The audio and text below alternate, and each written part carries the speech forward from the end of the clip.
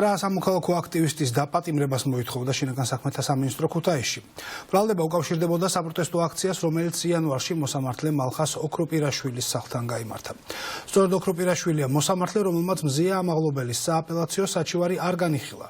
აქციაზე დგომისთვის და მოსამართლის გადაწყვეტილების გაპროტესტებისთვის ივანიშვილის რეჟიმის პოლიცია მუსიკოს ნინო ქათამაძეს, ჟურნალისტებს გელა მთივლიშვილის, ხვიჩა ვაშაყმაძის და ეკა კუხალაშვილის, მასწავლებლის ეროვნული ჯილდოს პირველი მფლობელის ვლადიმერ აფხაზავას, ფსიქოლოგების მაია ცირამუას და ქეთავენ ფილაურის და სამოქალაქო აქტივისტების ირინა ზარანდიას და გივი ცინცაძის ციხეში გაშვებას მოითხოვდა.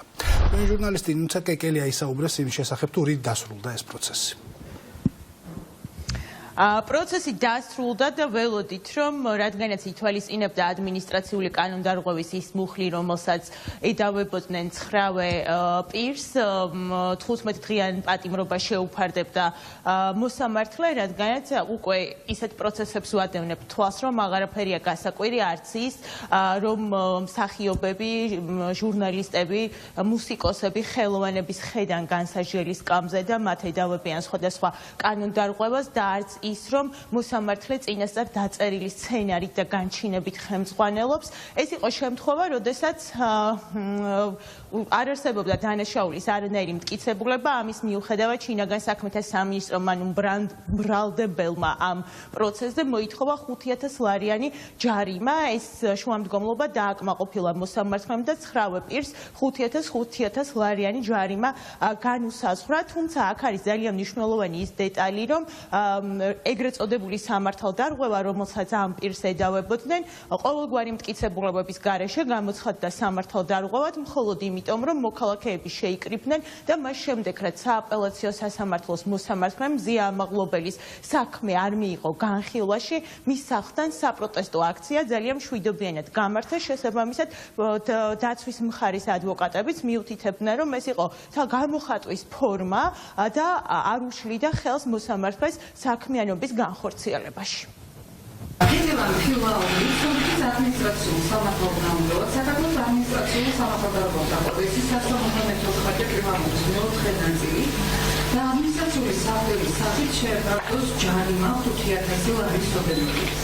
ნინო ქათამაძეს სოფლის სამართალდამცავად საქართველოს ადმინისტრაციულ სამართალდამცავად კოდექსის 174 პრიმატურის მეოთხე ნაწილი და ადმინისტრაციული საფუძვლის სახით შეებრძოს ჯარიმა 5,000 ლარის ოდენობით. მაია ცირამუა სოფლის სამართალდამცავად საქართველოს ადმინისტრაციულ სამართალდამცავად კოდექსის 174 პრიმატურის მეოთხე ნაწილი და ადმინისტრაციული საფუძვლის სახით შეებრძოს ჯარიმა 5,000 ლარის ოდენობით.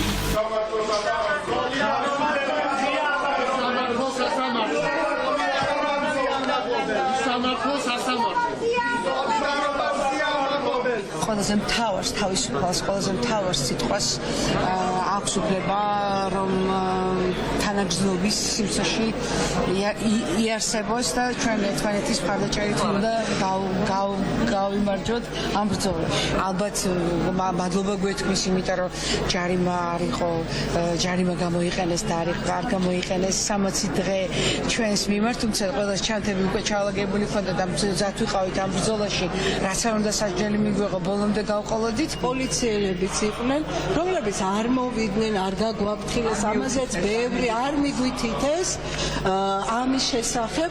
ჩვენ ვიფიქრებდით და მე პროტესტი ჩემთან დარჩებოდა, მაგრამ რაიმე გზას ვიპოვიდი, მაგრამ იცით მე რა რისკებს ხედავ, რომ ჩვენ პროტესტის გამოხატვის თავისუფლების ყველა გზას გვიჭრია ნელა-ნელა.